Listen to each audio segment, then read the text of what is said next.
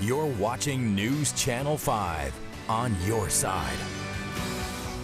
Breaking right now, a deadly crash causing major traffic problems for the morning commute. We have team coverage before you head out the door. And the city of Ferguson's proposed agreement with the DOJ over reforms for this town will be the center of discussion later tonight. We'll tell you how the public will be involved coming up. And underage smokers in Illinois now facing punishment if they are caught with e-cigarettes. And with Iowa now in the rearview mirror, soul singer Adele has a message for one candidate hitting the campaign trail in New Hampshire.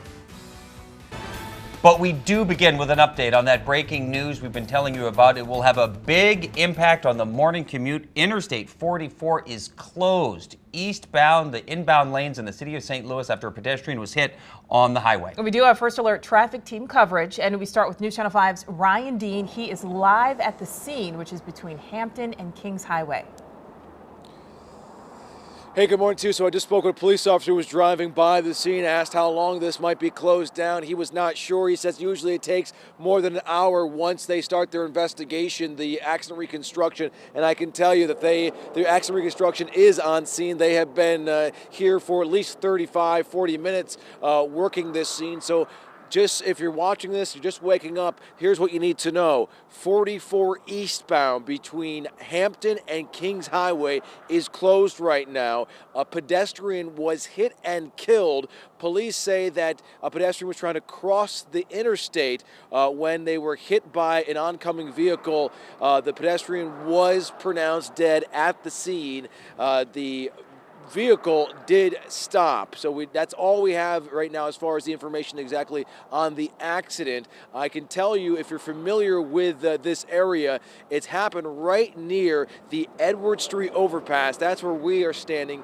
between the Edward Street overpass and the Macklin Street overpass. And again, the major routes, that's between Kings Highway and Hampton.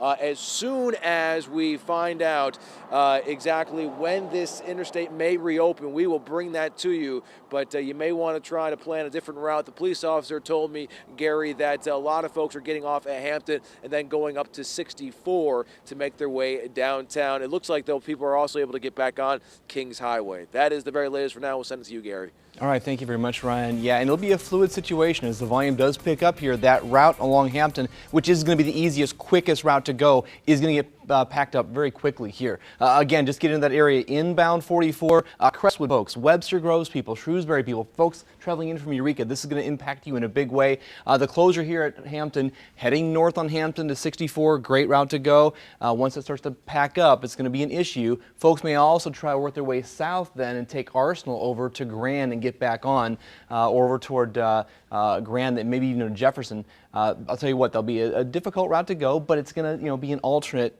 compared to what we have here. You also have the access to Jameson. Take it north on McCausland to 64 and further back toward Laclede Station and take that up to either Big Bend or toward Hanley.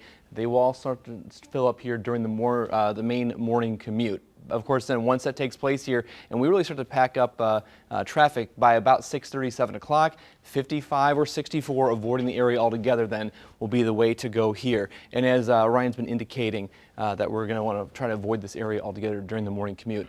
Do we have that live look here from to Jim Tuxbury? I'm not sure if we're going to take that right now or not. We do have a couple of different assets on the scene. This is Jim Tuxbury's view of this.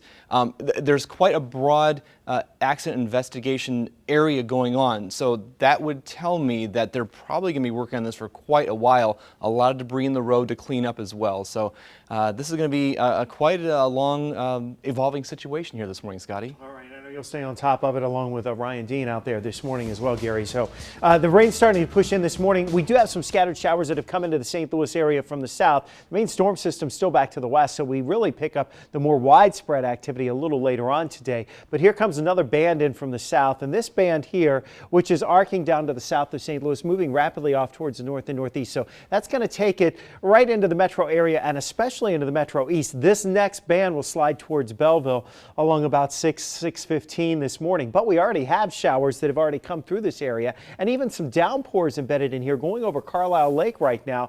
Look at that heavier rain right now along 127, some flashes of lightning in there as well. And then you go up here near Greenville, Illinois along 70. We're finding some of that heavier rainfall lifting rapidly to the north and northeast, so it doesn't last very long, but our roads are going to be wet in spots this morning with just fair visibility as these showers continue to increase and temperatures warm through the 40s. We are back into the 60s this afternoon. The evening rush hour will be windy, but you'll need sunglasses at that point. All of the storms will be well east and southeast of St. Louis. Some of them could be strong towards the midday, early afternoon hours, especially south and east of St. Louis.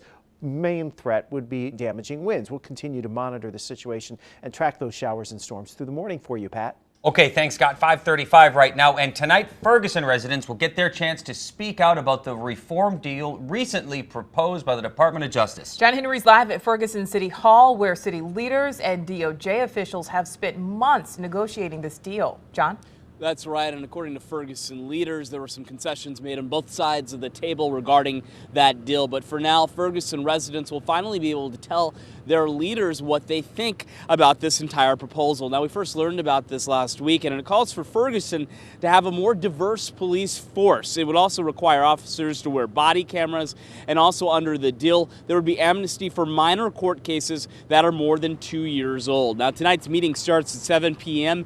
and coincides with a City Council meeting where the DOJ deal will be formally introduced to the full City Council. They want to talk about this some more, though. So on February 6th at the Ferguson Community Center, there will be another opportunity for the public to speak. And then later after that, there will be another meeting where there will be a second reading and then an expected vote. Once again, residents will be able to talk at tonight's meeting. We'll have a lot more in that meeting coming up in about 30 minutes as well, including what Ferguson City leaders have to say about the proposed deal. With the very latest from Ferguson, John Henry, News Channel 5 on your side. Illinois teens will soon face fines or other punishments if they're caught with e-cigarettes. It's already illegal to sell them to kids under age 18 in Illinois, but a new law signed late last week would levy the same penalties against underage kids caught in possession of e-cigarettes. It's $25 for a first offense, up to $100 for repeat offenders. Happening today, Bill Cosby is set to appear in criminal court. He and his attorneys trying to get a criminal sex assault case against him thrown out. He's been charged with 3 felony counts of aggravated indecent assault for allegedly drugging and sexually assaulting a woman at his Pennsylvania home back in 2004. More than 50 women have accused him of sexual misconduct. He denies the claims and has even countersued some of his accusers. It is now 5:37, and it was too close to call for hours overnight, but now a narrow winner by the slimmest of margins has emerged between Hillary Clinton and Bernie Sanders. And we have a live update from Iowa on the results of the all-important caucuses. And at 5:55, a fan favorite is selling his St. Louis County home as those Rams move to Los Angeles. We're going to tell you the price tag for James Laurinaitis' house in Creve Coeur.